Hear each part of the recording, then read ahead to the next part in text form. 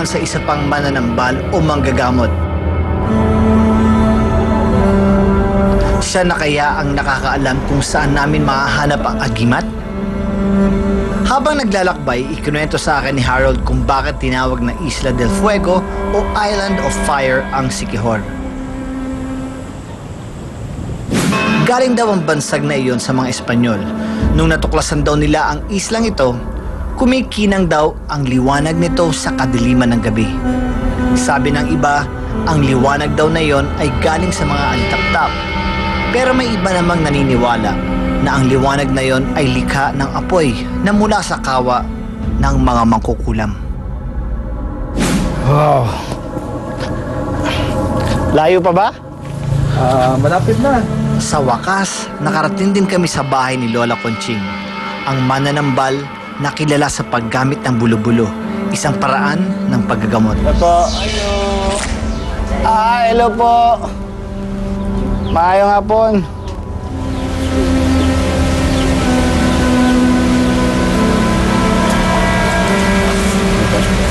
Ang akong amigo, si Aga, magpatambal nimo.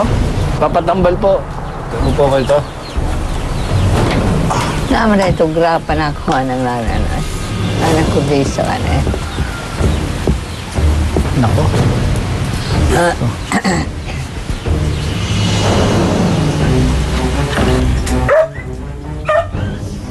Sa may patambalan. Ano daw ang sakit mo dyan? Bahala na kayo kung anong makita niyo sakit ko.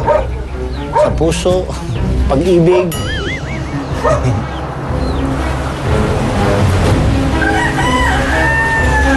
Wala namang ibang gamit si Lola Conching kundi isang basong may malinis na tubig at straw na gawa sa kawayan. Bato na yun.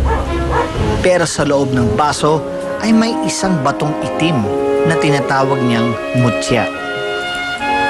Ang mutya raw ay isang bato na tinamaan ng kidlat. Kung ito ay hindi para sa'yo, imposible raw na mabunot mo ito sa kanyang kinalalagyan.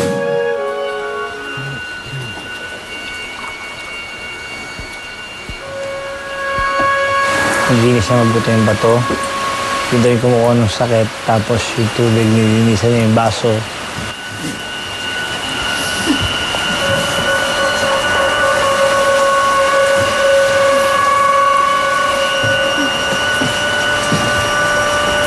Napansin kong ang kanyang paggagamot ay may kasamang dasal na Latin at pag-ihip.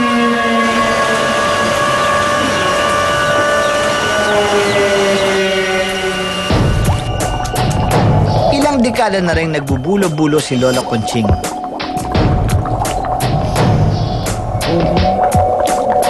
At sa edad na mahigit 80, tila nababawasan ang lakas ng panggagamot niya.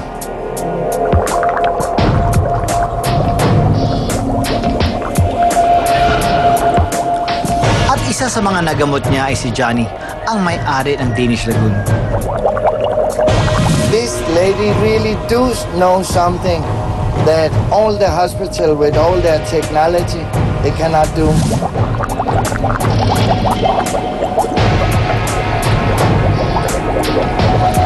Ayon sa mga naniniwala sa bulo-bulo, ang mutya raw ang sumisipsip sa maduduming elemento sa iyong katawan. Kaya ang malinis na tubig ay dumudumi.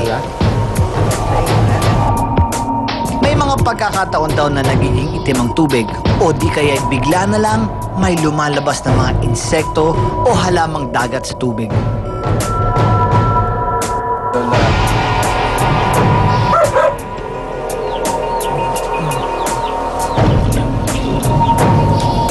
Magaan ang kamay ni Lola Conching, kaya naman nakaramdam ako ng kakaibang ginhawa pagkatapos.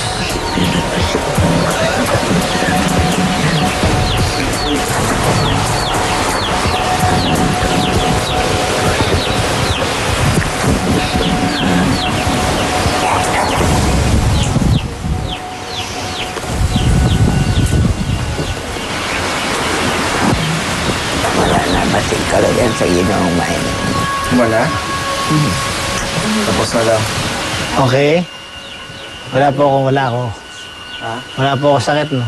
Wala. Panay pa, kung ano ka ng hangin ba, panunghot ba niyan? Hangin daw sa Ano likod. lang, oo.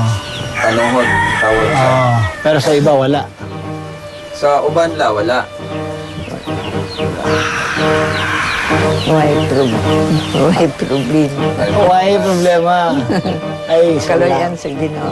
Pinta ko ng tawag sa Ako naniniwala ako. Kasi kung may sakit, kung merong masama dyan, kung naman yung nasa katawan natin, matatanggal eh, lalabas. Yo, direct. Sige. Sige na. Siyempre, kailangan din itong masubukan ng direktor ko.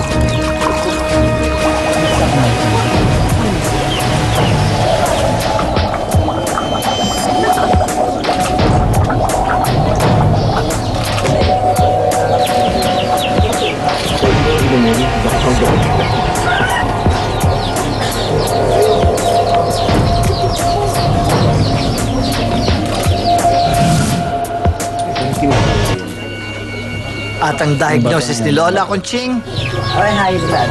High blood. High blood yun daw. High blood. Pero okay na ako. Mako mo ng high blood. Oh, hindi. Huwag na daw baboy. Huwag na kumain ng baboy.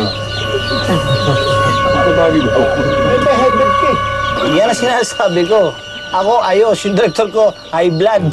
Ganang kusog kayo yan dugo. Salamat po. Bye, Lola. Bye-bye. Maraming salamat. Ako sakit. Ang director ko may sakit. Ako wala. Aga, tara. Mag-cleansing tayo. agimat, agimat, huwag ka sanang maging maiyak. Ano, Harold? Nararamdaman mo na? Meron, di ba? Parang meron. Ha? Naniniwala ka na ngayon. Slowly, slowly.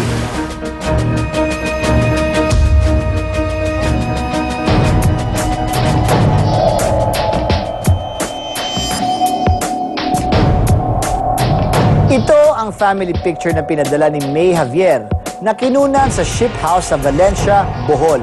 Ang Ship House ay isang mansyon na kinorteng barko. Salamat, May!